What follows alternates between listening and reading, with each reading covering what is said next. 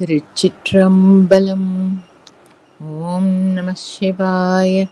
தென்னாடுடைய சிவனே போற்றி, எந்நாட்டவர்க்கும் இறைவா போற்றி. பூழியர்கோன் வெப்பொழித்த புகழியர்கோன் கழல் போற்றி, ஆழிமிசை கல்மிதப்பில் அணைந்த பிரானடி போற்றி. வாழி திருநாவலூர் வந்தொண்டர் பதம் போற்றி, ஊழிமலி திருவாத ஊரர் திருத்தாள் போற்றி. தொல்லை இரும்பிறவி சூழும் தலை நீக்கி அல்லல் அறுத்து ஆனந்தமாக்கியதே, எல்லை மறுவா நெறியளிக்கும் வாத ஊரியம் கோன் திருவாச்சகம் என்னும் தேன். திருச்சிற்றம்பலம்.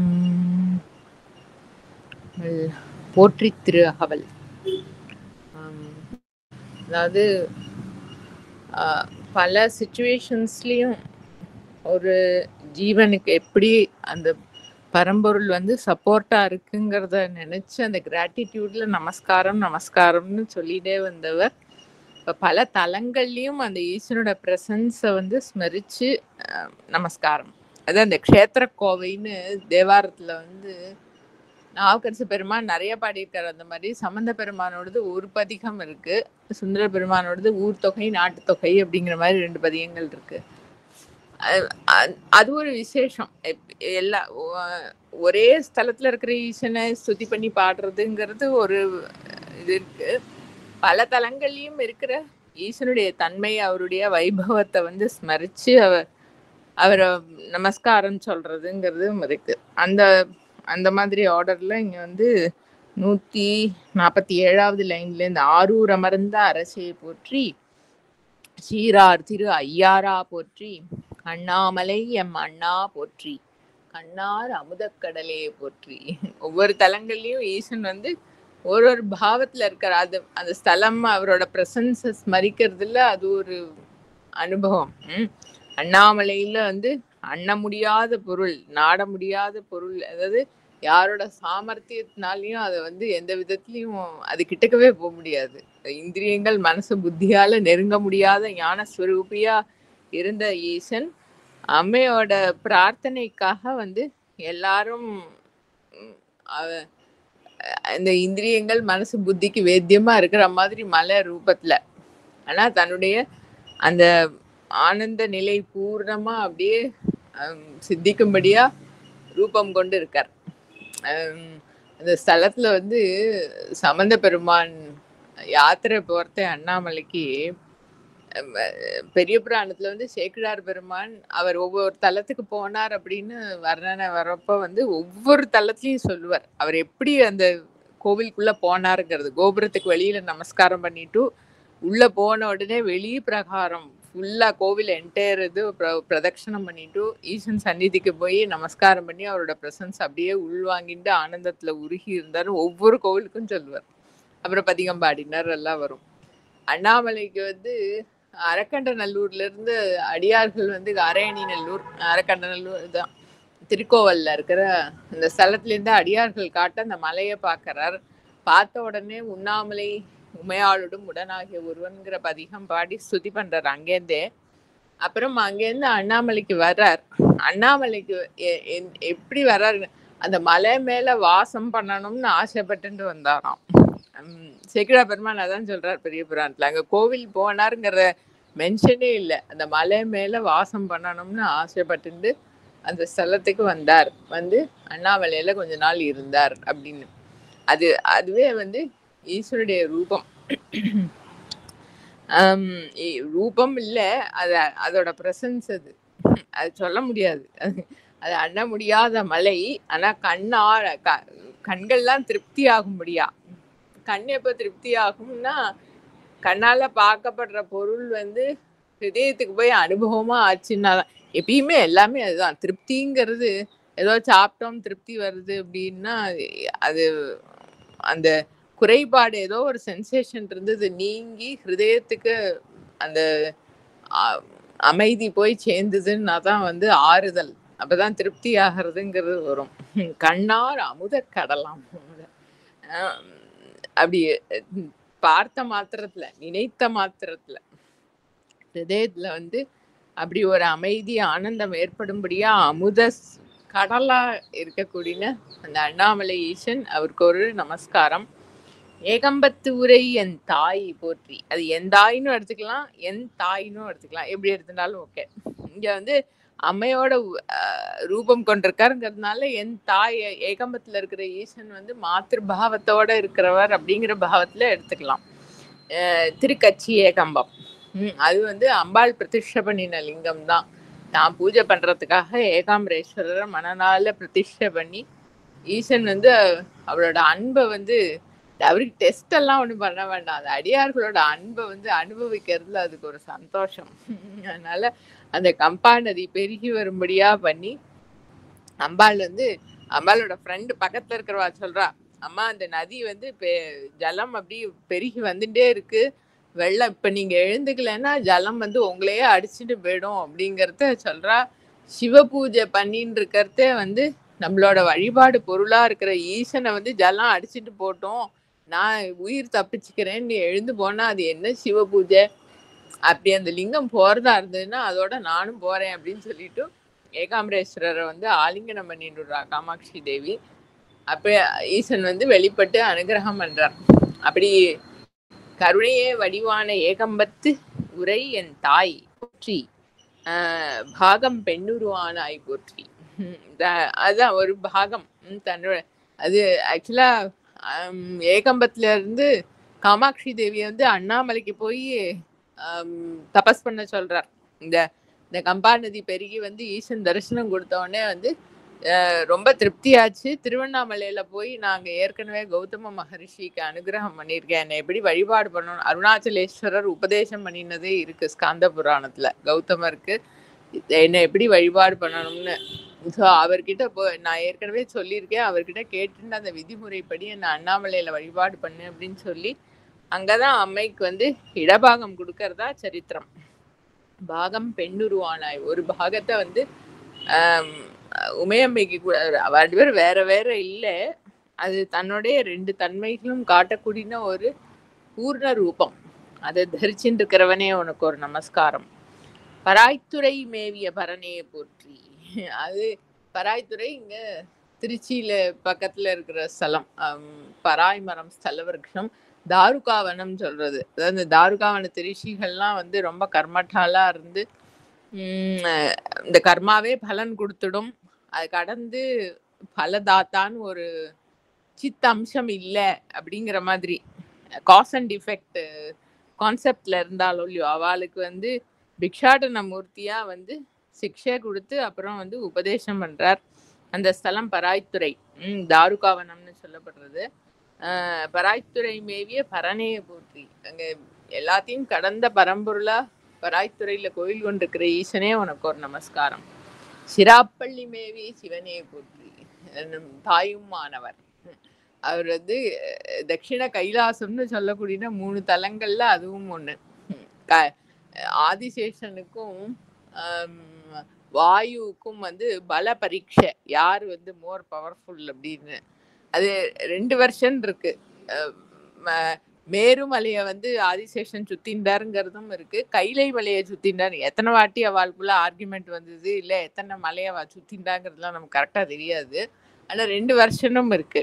கைலை மலையை வந்து ஆதிசேஷன் டைட்டா இருக்க சுத்திண்டு வாயு பெருசா சைக்ளோனா கிளம்பி அவரோட பிடியை தாண்டி அதுல இருந்து கல்லை பெயர்த்து வீசணும் அப்படின்னு பாக்குறார். ரொம்ப வேகமா வீசுறாரு, ஆனா வந்து அவர் பிடியை தாண்டி எடுக்கவே முடியல. ஏதோ ஒரு பாயிண்ட்ல ஆதிசேஷன் கொஞ்சம் தன்னோட பிடி அப்படி லைட்டா தளர்த்தினாரா, இவர் வாயு பகவான் வந்து 3 பீஸு கல்லு வந்து கைலை மலை 3 சிகரங்களை பெயர்த்து அப்படி தட்சிண திக்குல தள்ளி விடுறார். அதுல ஒண்ணு விழுந்தது வந்து திருக்காலத்தி, அதுவும் தட்சிண கைலாசம். இன்னொன்னு இந்த சிராமலை, நான் தாயுமானவர் கோயில் கொண்டிருக்கிற அந்த மலை திருச்சிராமலை. அப்புறம் வந்து திரு ஈழ நாட்டுல இருக்கிற ஒரு தலம் கோணமலை.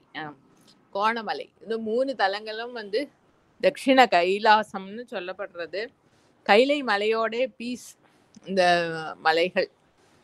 ஈசன் வந்து தாயும் மாணவர், அம்மாவா மாத்ருபாவத்தோட எல்லாருக்கும் வந்து பரிஞ்சுண்டு அனுகிரகம் பண்ற பாவத்துல வந்து ஈசன் எழுந்தருளி இருக்கார் வைபவமா. அப்படி இருக்கிற சிராப்பள்ளியில இருக்கிற சிவனே, எல்லாருக்கும் மங்களத்தை பண்றவனே உனக்கு ஒரு நமஸ்காரம்.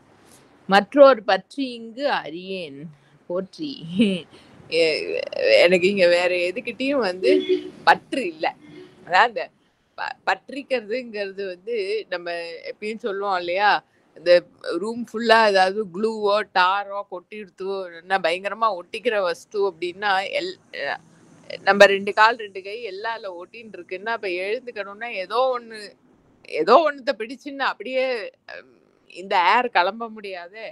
அப்ப வந்து எதை பிடிச்சுக்கிறது அப்படின்னா அந்த ஒரு பொருள் கிட்ட 100% ஃபோக்கஸோட வந்து அதை பிடிச்சுண்டாக்க அது நம்மளுக்கு பிடிச்சு தூக்கிடும். அந்த அதான் பற்று. எல்லா ஹோல்டையும் வந்து அந்த ஒரு பொருள்கிட்டயே வச்சு விடுறது. வேற இது எல்லா சம்மத பெருமாள் சரித்திர பதிகத்திலையும் சொல்லுவார். மற்ற வேற பற்றே தெரியாது எனக்கு, மண்ணில் நல்ல வண்ணம் ஆழலாம்ங்கிற பதிகத்துல. மற்றோர் பற்றி இங்கு அறியேன் போற்றி. அப்படி 100% ஃபோக்கஸ் அந்த பொருள்கிட்ட இருக்குன்னா அதுக்கு நம்மளை பிடிச்சு தூக்குறது ஈஸியா இருக்கும். இல்லைன்னா கீழே இருக்கிற ஏதோ பொருளை பிடிச்சுட்டு இருக்கோம்னா மேலேருந்து தூக்குற வாழ்க்கை எப்படி தூக்க முடியாது இல்லையா. மற்றோர் பற்றி இங்கு அறியேன் போற்றி. அப்படி அது சொல்லி அதுக்கு ஒரு நமஸ்காரம். குற்றாலத்து எம் கூத்தா போற்றி. திருக்குற்றாலம், அங்கே ஒரு சபை இருக்கு ஈசனுக்கு. நம்மளுக்கு இன்னைக்கு பிரசித்தமா தெரிஞ்சிருக்கிறது 5 சபை. கனக சபை, தில்லை, இது ரஜத சபை அதாவது வெள்ளி சபை வந்து கூடல் மதுரை, தாமிர சபை திருநெல்வேலி, ரத்ன சபை திரு ஆலங்காடு, நம்ம பேயம்மை காரைக்கால் அம்மையாருக்கு வந்து ஈசன் நடன ஊர்துவதாண்டவ மூர்த்தியா இருக்கக்கூடியன்னா இந்த ஆலங்காடு ரத்ன சபை. சித்திர சபைங்கிறது வந்து திருக்குற்றாலத்துல இருக்கு. அந்த குற்றாலத்துல இருக்கும் எம் கூத்தா அங்க. ஆனா இன்னும் பல சபைகள் வந்து இதுதான் பிரசித்தமா தெரிஞ்சது. ஈசனுக்கு சபைங்கிறது அங்கங்க எங்கெல்லாமோ இருக்கு, பிரசித்தமா இல்ல. குற்றாலத்து எம் கூத்தா போற்றி. திருக்குற்றாலத்துல அந்த சபையில கூத்தாடவல்ல ஈசனே உனக்கு ஒரு நமஸ்காரம். கோகழி மேவிய கோவே போற்றி. கோகழிங்கிறது வந்து திருப்பெருந்துறைன்னு சொல்ற வழக்கம். ஆவடுதுறைக்கும் கோகழின்னு ஒரு பெயர் இருக்கு, பழமையான பெயர் இருக்கு அப்படின்னு சொல்லக்கூடிய வழக்கம். அது எந்த ஸ்தலமா இருந்தாலும் சரி, திருப்பெருந்துறையோ திரு ஆவடுதுறையோ, கோகழி மேவிய கோவையை போற்றி இங்க இருக்க. அது அந்த ஸ்தலத்துக்கு அதிபதியா இருக்கிறவரே உனக்கு ஒரு நமஸ்காரம். ஈங்கோய்மலை எம் தாய், அதுவும் என் தாயின்னு எடுத்துக்கலாம், எம் தாயின்னு எடுத்துக்கலாம், எப்படி எடுத்துட்டாலும் ஓகே. அங்க என் தாயின்னு ஏகம்பத்துல எனக்கு எப்பவும் அது அம்மாங்கிற பாவத்துல வைக்க வந்து என் தாயின்னு எடுத்துக்கலாம். ஈங்கோய்மலை இருந்தாலும் ஈங்கோய்மலை வந்து அங்க அந்த அந்த ஏரியால வந்து 3 ஸ்தலங்கள் வந்து சோமாஸ்கந்த வடிவமா சொல்லப்படுறது. ஈசனோட வடிவமா சொல்லப்படுறது வந்து வாட்போக்கின்னு இன்னைக்கு ஐயர் மலைன்னு சொல்லக்கூடிய மலை வந்து ஈசனோட ஸ்வரூபமாகவும் ஈங்கோய் மலை அம்மையோட ஸ்வரூபமாகவும் சொல்லப்படுறது. அப்படி எடுத்துனாலும் அம்மா பாவத்துலன்னு எடுத்துக்கலாம். சரி, ஈங்கோய் மலை நம்ம அகஸ்திய பெருமான் வந்து வடிவத்துல போய் ஈசனை வழிபட்டதுனால அந்த ஸ்தலத்துக்கு ஈங்கோய் மலைன்னு பேரு. மலை மேல கோயில் கொண்டிருக்கார் ஈசன். அங்க இருக்கிற எந்தாய் போற்றி. பாங்கார் பழனத்து அழகா போற்றி. ரொம்ப அழகான திருப்பழனம்ங்கிற ஸ்தலம். திருப்பழனம்ங்கிறது வந்து ஐயாறு போற வழியில இருக்கு, திருச்சி ஐயாறு போற வழியில. அது அங்கதான் வந்து இந்த திங்களூர் பக்கத்துல அப்பூதியடிகளோட பெரிய குழந்தைய வந்து பாம்பு கடிச்சு அந்த சரீரத்தை வந்து இந்த பழனம் கோவில் வாசல்ல தான் போட்டு அந்த விடம் தீர்த்த பதிகம் வந்து பாடினார் நாவுக்கரசு பெருமான்னு சொல்லுவா. திருப்பழனம். மூவர் தேவாரமும் இருக்கு. சுந்தர பெருமான் தேவாரம் பழனம் இல்லை கிடைக்கலன்னு நினைக்கிறேன். சம்பந்த பெருமானோடது நாவுக்கரசு பெருமானோடது இருக்கு திருப்பழனம். பாங்கார் பழனத்து அழகா போற்றி. பழனத்துல அழகா கோயில் கொண்டிருக்கிற ஈசன் இல்ல, அங்க எழுந்தருள் இருக்கும் அழகன். எப்படி இருந்தாலும் அங்க இருக்கிற அந்த ஈசனுக்கு நமஸ்காரம். கடம்பூர் மேவிய விடங்கா போற்றி. திருக்கடம்பூருங்கிறது கரக்கோயில்னு பேரு. அதுவும் நான் சமண பெருமான் நாவுக்கரசு பெருமான் தேவாரம் இருக்கு, திருக்கடம்பூர்ங்கிற ஸ்தலம். அங்க எழுந்தருளி இருக்கும் விடங்கர். விடங்கன்னா அழகன்னு ஒரு அர்த்தம் இருக்கு. செதுக்கப்படாத ஒரு சில்பத்துக்கும் வந்து விடங்கம் சொல்றது. டங்கம் அது செதுக்கிறதுங்கிறது அது இல்லாதக்கு இருக்கிறவர்னு, ஸ்வயம்பூவா இருக்கிறவர்னு. கடம்பூர் மேவிய விடங்கா போற்றி. அப்படி இருக்கிறவனுக்கு ஒரு நமஸ்காரம். அடைந்தவர்க்கு அருளும் அப்பா போற்றி. அவரை வந்து ஆசிரியமா எந்த ஜீவன் எந்த நிலையில இருந்தாலும் சரி, அந்த சமர்ப்பண பாவம் தான் முக்கியம். அதான் நம்ம கிட்ட என்ன ஸ்டாக் இருக்குங்கிறது முக்கியம் இல்ல, அந்த ஸ்டாக்கை வந்து பூர்ணமா சமர்ப்பணம் பண்றோமாங்கிறது தான் முக்கியம். என்னோடது இல்லப்பா, அது அது உன்னோடது அப்படின்னு சமர்ப்பணம் பண்றவாளுக்கு எல்லாருக்கும் வந்து கிருபை சமிருத்தமா அது சமர்ப்பணம் பண்ணினாலே இம்மீடியட்டாவே வந்து ஒரு அமைதி கிடைச்சுடுறது. அந்த பொறுப்பு நான் பண்றேங்கிறது போயிடுறது. அப்புறம் அந்த எனர்ஜி எப்படி மேனேஜ் பண்ணி அதை எப்படி செலவிடணுங்கிறதெல்லாம் அவரோட பொறுப்பாயிடுறது. பார்த்து எப்படியோ அந்த ஜீவனை வந்து பூர்ணமான நிலையில நிறுத்தி விடுறார். அப்படி அடைந்தவர்க்கு அருளும் அப்பா போற்றி. அப்பா பாவத்துல வந்து தனக்கு சமர்ப்பணம் பண்ற எல்லா ஜீவன்களையும் ஆசிரியம் கொடுக்கிறவரே உனக்கு ஒரு நமஸ்காரம்.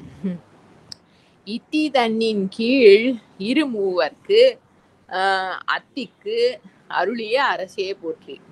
2 பேர், இரு மூவர், அது வந்து 2 into 3, அது 6 பேர். அந்த பட்டமங்கை நம்ம ஏற்கனவே பார்த்தோம்ல, அந்த இதுல பார்த்தோம், இதுல கீர்த்தி திரு அகவல்லியோ இதுலயோ பார்த்தோம். அந்த 6 பேர், இந்த கார்த்திகை பெண்கள் யக்ஷ மாதாக்களுக்கு வந்து பட்டமங்கைங்கிற ஸ்தலத்துல வந்து இது அஷ்டமா சித்திகள் வந்து அனுகிரகம் பண்ணினவர்.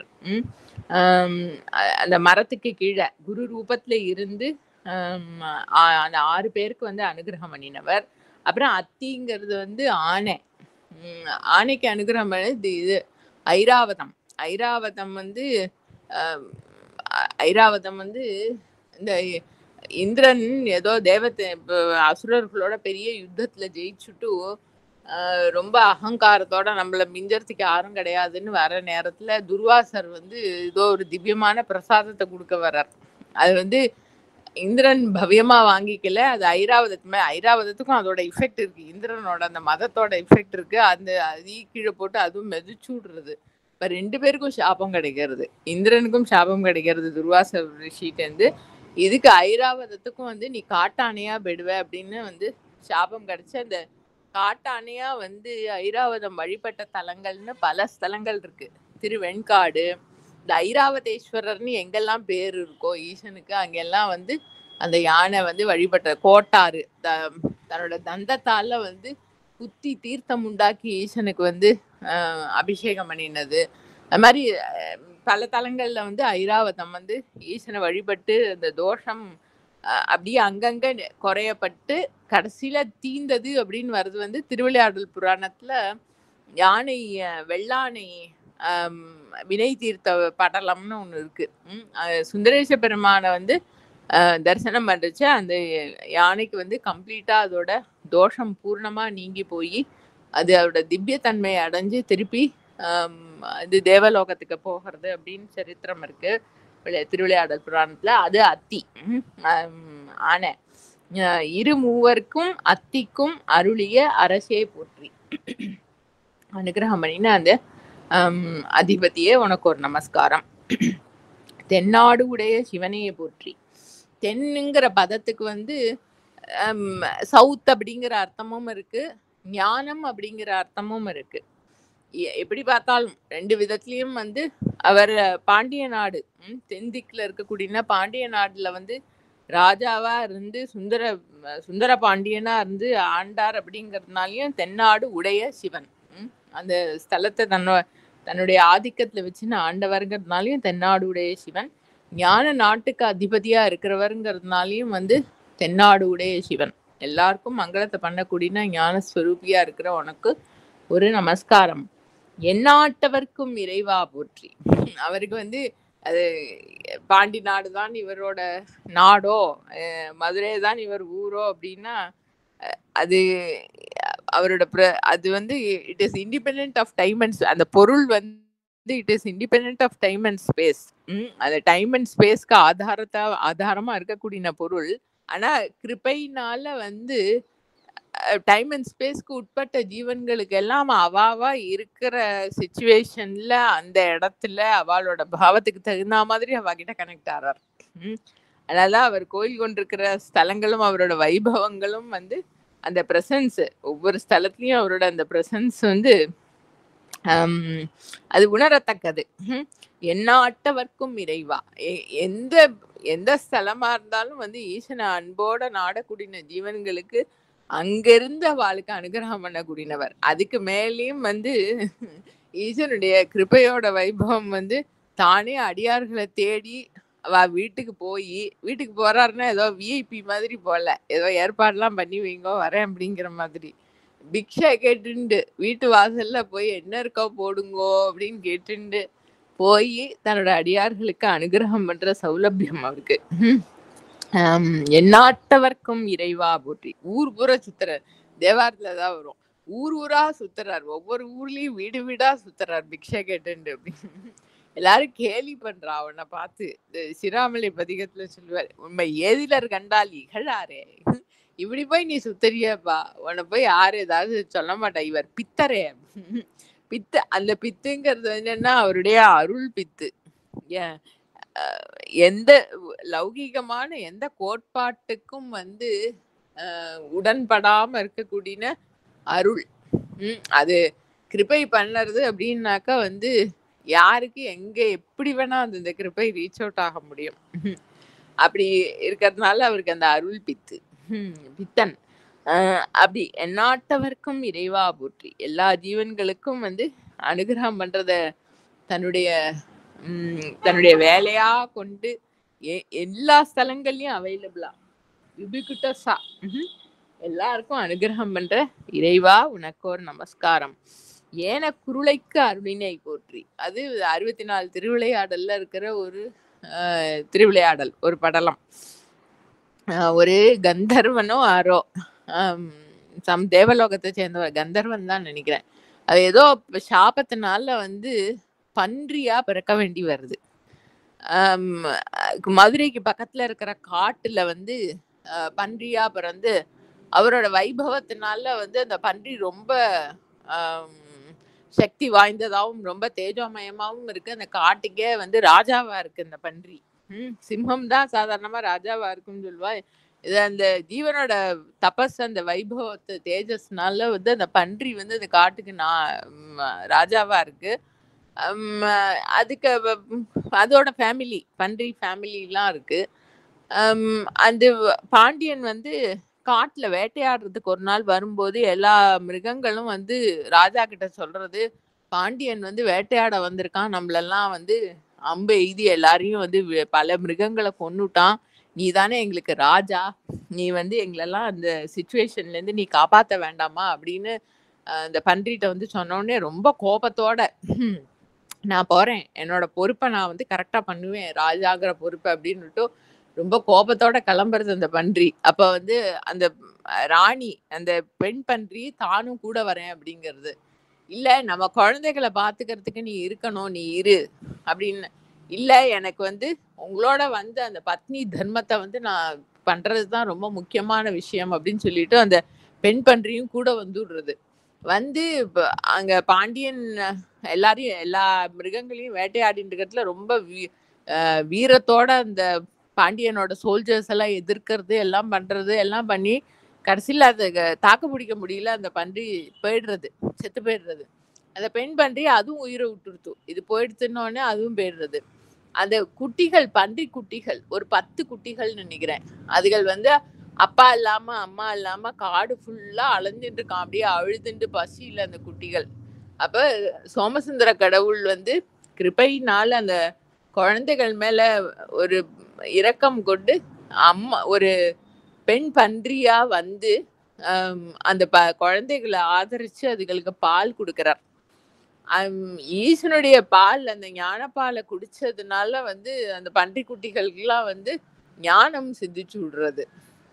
அதுகள் வந்து பன்றி முகத்தோடையும் மனுஷ சரீரத்தோடையும் ஆகி எல்லா சாஸ்திரங்களையும் கத்து வித்வான்களா ஆயிடுறது.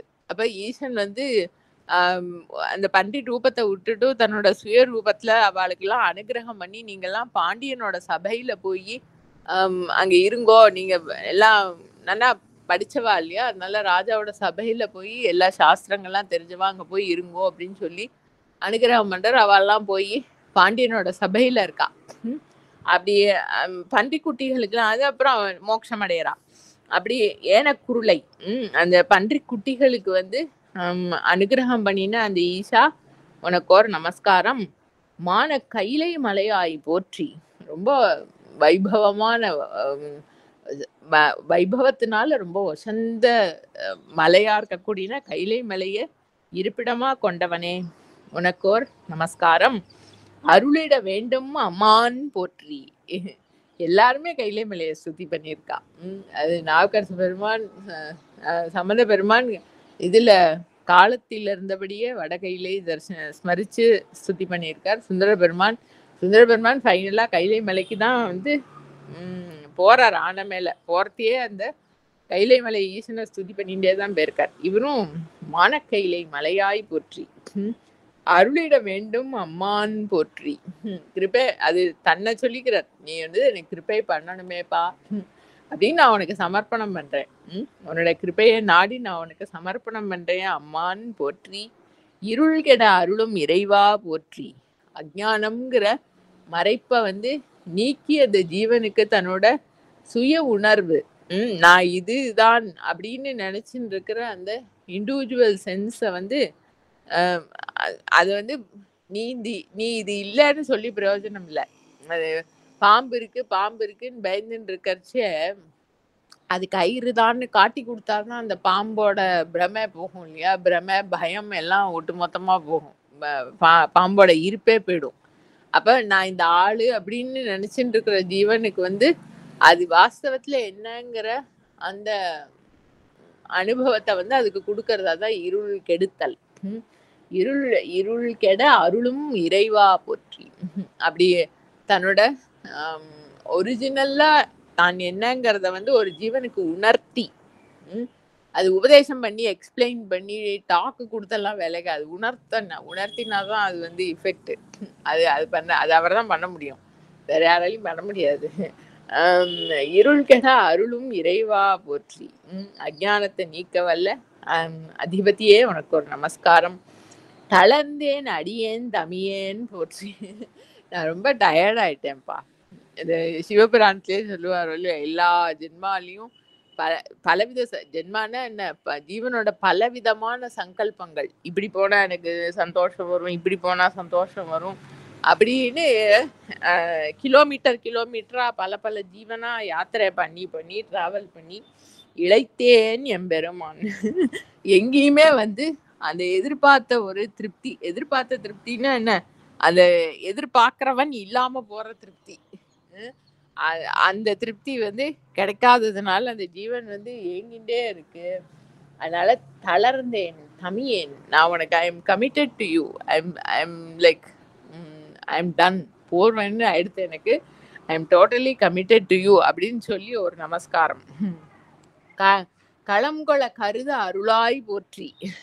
எனக்கும் அந்த அல்டிமேட் அனுபவம் அதை வந்து எனக்கும் அனுகிரகம் பண்றதுக்கு கொஞ்சம் கன்சிடர் பண்ணேன். Please consider me. குறிக்கோளே நம்ம நாவுக்கரசு பெருமான் சொல்லுவார், நான் வந்து எந்த நிலையில இருந்தாலும் சரீரத்தை விடுறப்போ உன்னோட நினைக்காத நிலையில இருந்தாலும் லோகத்துல வாழற நிலையில வாழும்போதே வந்து இந்திரியம் அது இதுன்னு மனசுன்னு சுத்தின்னு இருந்தாலும் நீ என்னை குறிக்கோளே, நீ keep me in your list. களங்கொள கருத அருளாய் போற்றி. அஞ்சேல் என்று இங்கு அருளாய் போற்றி. அண்ணாமலையாரே அவர் வந்து சொல்லணும், நீ வந்து பயப்பட, I have taken you into my list, அதனால உனக்கு கவலை இல்லை, நீ பயப்படாத அப்படின்னு அவர் சொல்லணும். சொன்னா போறோம். அதுக்கப்புறம் அருள் பண்றார், அது அடையறோம், அதெல்லாம் இருக்கணும். அது வந்து அஞ்சேல் அப்படின்னு சொன்னாலே வந்து இட் இஸ் டன். அந்த ஆசிரியம் அதை நீ கொடுக்கணுமே. அஞ்சேல் என்று இங்கு அருளாய் போற்றி. நஞ்சே அமுதாய் நயந்தாய் போற்றி. அவருக்கு தான் அது சொல்ல முடியும். பயப்படாதீங்கோ அப்படின்னு சொல்லணும்னா பயத்துக்கு காரணமா இருக்கிற பொருளை வந்து நம்மளால ஹேண்டில் பண்ண முடியலங்கிறதுனால தானே பயம். நம்மள மீறி ஒரு பொருள் வருதுங்கிறதுனால தானே பயம். அந்த மீறி வர பொருளை அவருக்கு ஹேண்டில் பண்ண முடியணுமே. அதை காட்டின ஒரு சுச்சுவேஷன் தான் வந்து ஹாலஹால விஷத்தை எடுத்து பாடம் பண்ணினது. அது ரொம்ப பெரிய ப்ராஜெக்டா தனக்கெல்லாம் அமிர்தம் வேணும், தாங்கெல்லாம் நிலையா இருக்கணும் அப்படின்லாம் ஆசைப்பட்டு பெரிய ப்ராஜெக்ட். சமுத்திரத்துல போய் மலைய வச்சு பாம்பை சுத்தி இழுத்து கடைஞ்சு எல்லாம் பண்ணி கடைசியில என்ன ஆச்சுன்னா பயங்கரமான ஒரு விஷம் வந்தது. அதை யாராலையுமே ஹேண்டில் பண்ண முடியல, அதை ஃபேஸ் பண்ணவே முடியல. ஈசன்ட்ட போய் சமர்ப்பணம் பண்ணினா அவர் வந்து அது ஏதோ சரி நம்ம குப்பையெல்லாம் அள்ளி பக்கத்தாத்துல போட்டுடலாம், இல்ல கார்பரேஷன் குப்பை லாரியில குடிச்சுடணும்னு அவருக்கு தான் வந்து எல்லாத்தையும் அது பூர்ண மொழியோ. அதனால வந்து அதை அப்படியே எடுத்து பாடம் பண்ணினார். ஆனா தன்னோட தன்னோட ஃபார்ம்னு சொல்லக்கூடாது ஆக்சுவலி. அதாவது எல்லாத்துக்கும் ஆதாரமா இருக்கிற பொருள் இல்லையா அது. ஸோ அதுல வந்து நிலை பெற்றிருக்கிற அந்த ஜீவன்களுக்கெல்லாம் வந்து அந்த பாதிப்பு இருக்கப்படாது அப்படிங்கிறதுனால வந்து கழுத்தோட பாதியிலேயே நிறுத்திண்டு அதை அப்படியே அப்சார்ப் பண்ணிட்டார். தானே பூர்ணமா அதோட இஃபெக்டை ஏத்துக்கும்படியா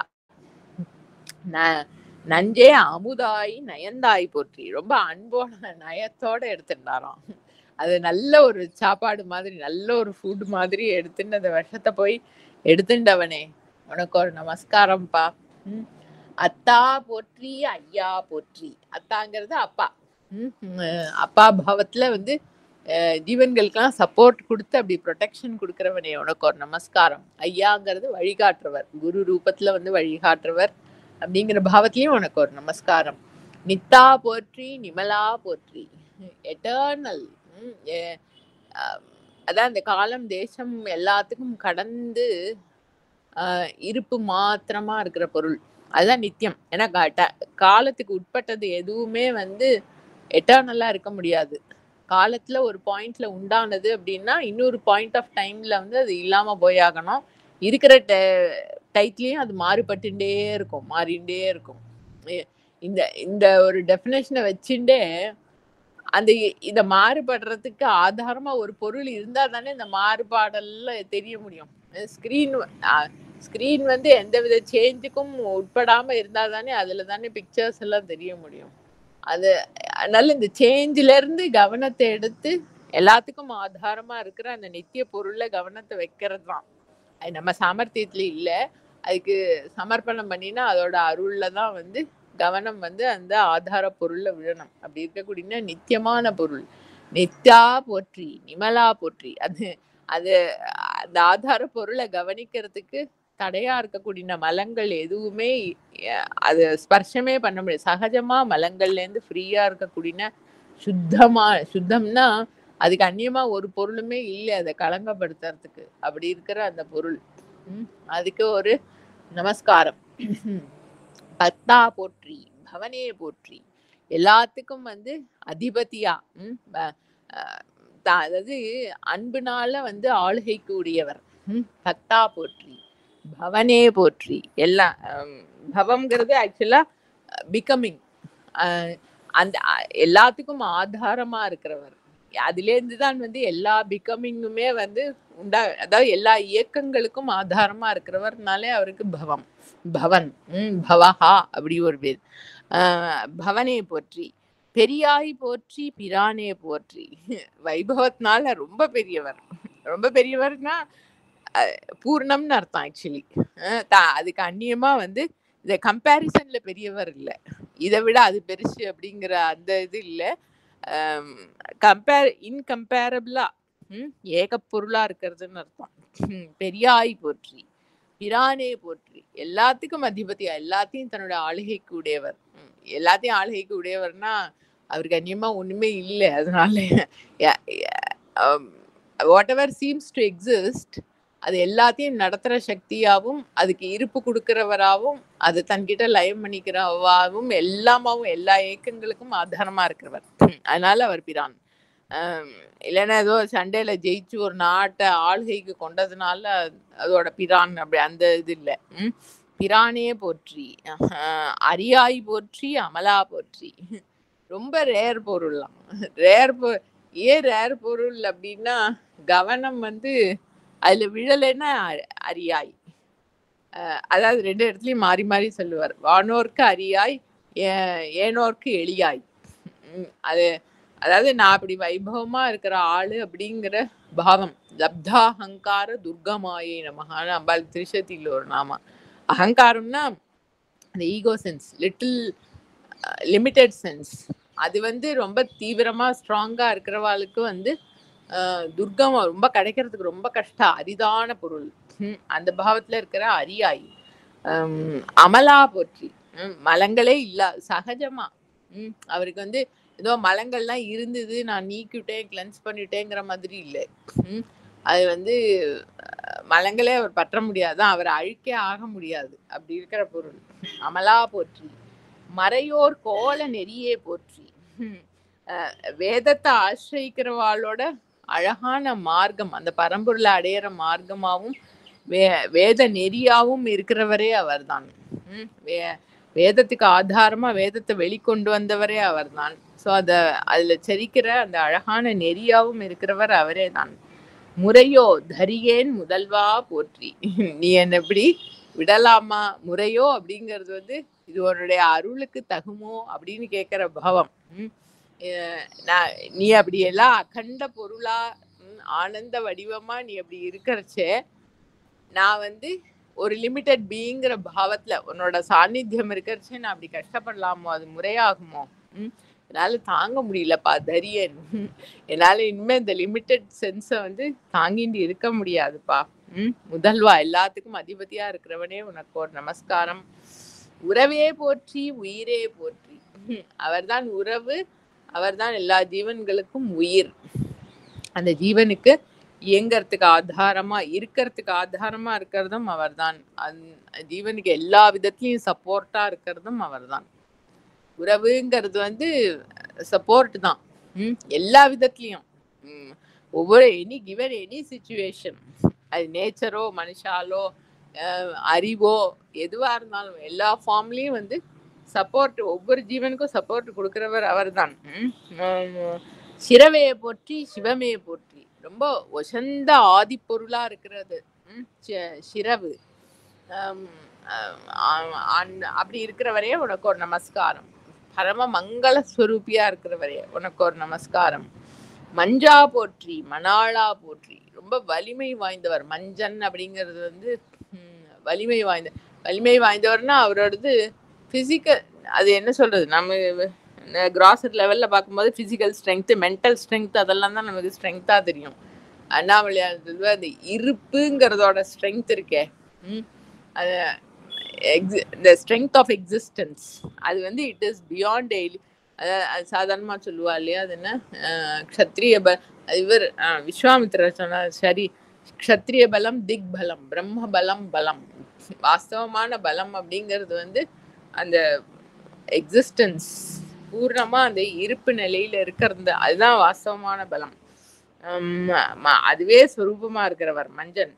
மஞ்சா போற்றி, மணாளா போற்றி. உமையம்மையோட ஹஸ்பண்டா இருக்கிறவர்.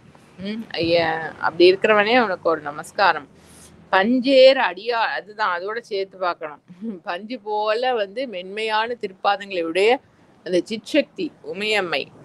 அருளே வடிவமானவள், அன்பே வடிவமானவள். ஜீவன் பால் வந்து கிருபை கூர்ந்து, இப்ப இவரே பின்னால சொல்லுவார் வெம்பாவையில, ஈசனுடைய கிருப்பைய வந்து அள்ளி கொடுக்கறது அம்மைதான்.